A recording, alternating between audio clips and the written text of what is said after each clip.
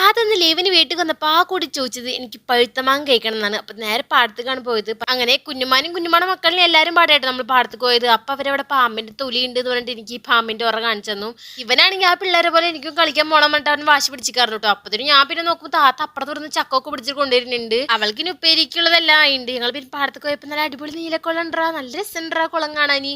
പിന്നെ ഞങ്ങൾ അതിൻ്റെ ഉള്ളിലേക്ക് ഞാൻ പൊട്ടിച്ച് പൂവിട്ടു. പിന്നെ താത്താക്കിനെ മാങ്ങ കിട്ടിട്ടോ. ഇത്രയും മാവില് മാങ്ങില്ലാതെ ഒരു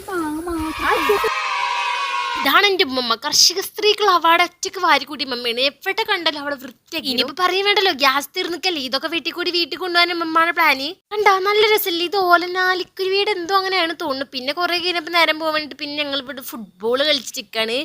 ഇവരാണ് ഞങ്ങൾ ഗോൾ കീപ്പർ. അടിപൊളിയായിട്ട് പ്ലെയർ ചെയ്യട്ടോ. ഓ സീനാണ് ഇവന്റെ കളി. ഞാൻ നിനക്കിപ്പോ കാണിച്ചു തരാട്ടോ.